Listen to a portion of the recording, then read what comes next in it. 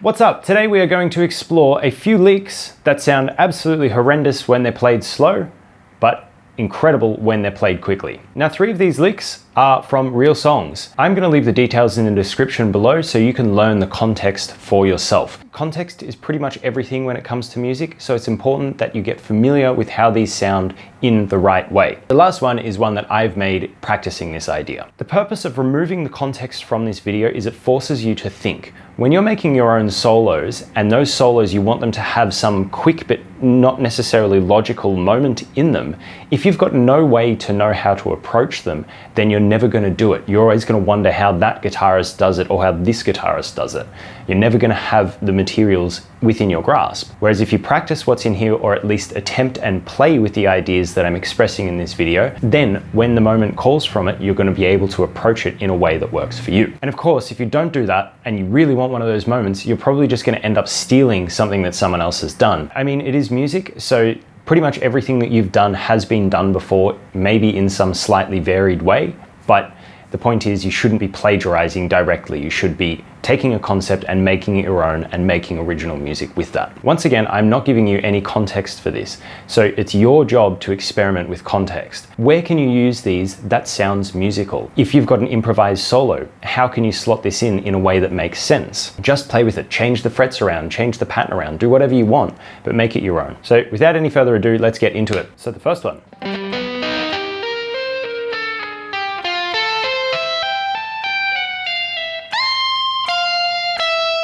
The song is called Black Widow of La Porta by John 5. If you don't know who John 5 is, he's an incredibly good guitarist who has worked with David Lee Roth, Marilyn Manson, currently working with Rob Zombie, and there are countless other artists that he has recorded for.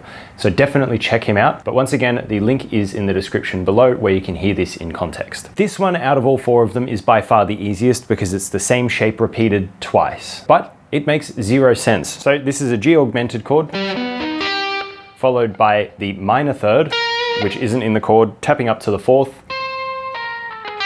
and then we're just pulling off all the way chromatically down. This idea doesn't necessarily even work with itself. Right? And then you just repeat the exact same pattern, but starting from the D string. Right? This time it goes through an F major 7 straight up to the minor third again. So it doesn't make any theoretical sense. However, when we speed this up, it climaxes ridiculously hard. So let's hear it sped up. So obviously when we're speeding that up, it's not important what the notes are to get there, so long as we're getting the same like kind of rising feeling, the rising motion throughout the passage. It's a surprisingly useful lick that is pretty easy to do and very, very impressive to hear. All right, on to lick 2.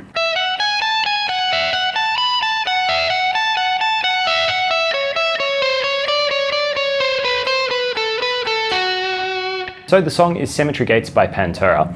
Now, this is pretty much just a minor idea where he's going through and there's a couple of flat fifths that are thrown in there. Don't really make sense, but it gives it its cool sound. So whilst this is pretty much just in minor, it actually feels like a pentatonic shape. So we're using pentatonic in a very unpentatonic way to make something that's different. Now, this is of course advantageous because we're taking what is normal and making it something new. If we were to learn this as a lick, we would think, what the hell is going on here? This person's lost their mind. However, once again, we speed it up and it brings on a life of its own. Now, slowly, it just doesn't really have that much to grab onto. It's kind of...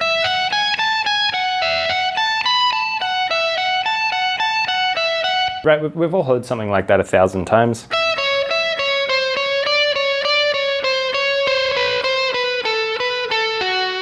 And that is just kind of a blues run that finishes it off. It's generic, doesn't necessarily sound good, not useful going slow. However, we speed it up and we get something like this. So straight away, you see with that, we're playing with a totally different ball game. That thing sounds sweet. It's on fire, it's interesting, it's unique, but all it's doing is something that's kind of abstract and making it interesting. Third lick is this.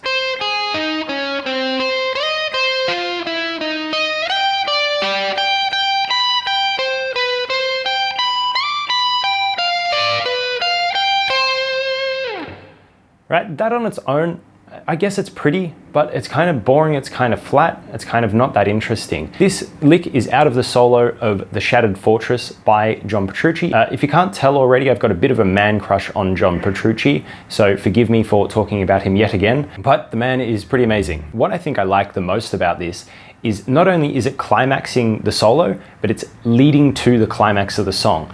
The other licks that we've learned are climaxes or some kind of moments of interest within themselves, but they are not necessarily leading anywhere. You know, they're leading just to the bang to finish it off.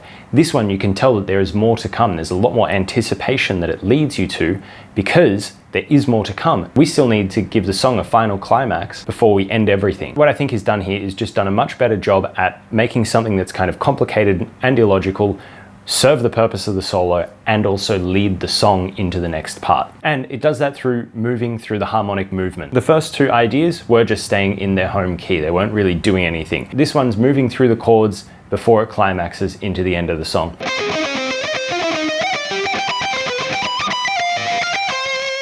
So the final one, which is mine, which you can judge, go nuts.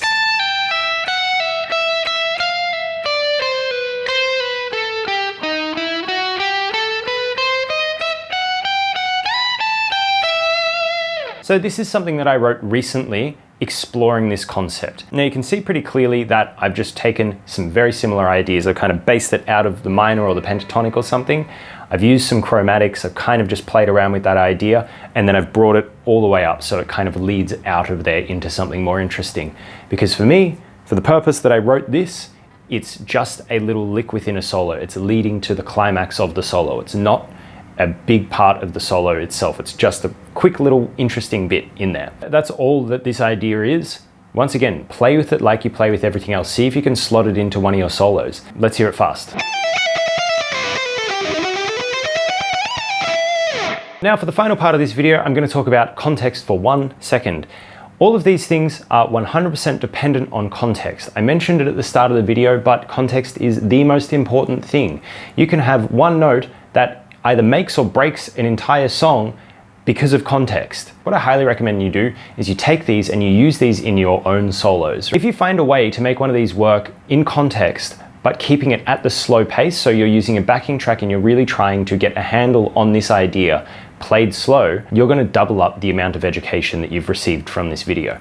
Because you understand now that these ideas, while the context of them alone, slow, sounds crap, if you speed them up and put them in the right context, they sound amazing. Situation is the same. You slow them down and put them in the right context, it's going to sound amazing. Okay, it's all about context. So go forth, experiment and enjoy. But before you go, are there any questions you've got? Are there any songs or ideas that you're learning that you're just really struggling to get under your fingers? Please ask me in the comments below. While you're down there, give me a like and a subscribe. All right, I look forward to seeing you next week. Catch you then, bye.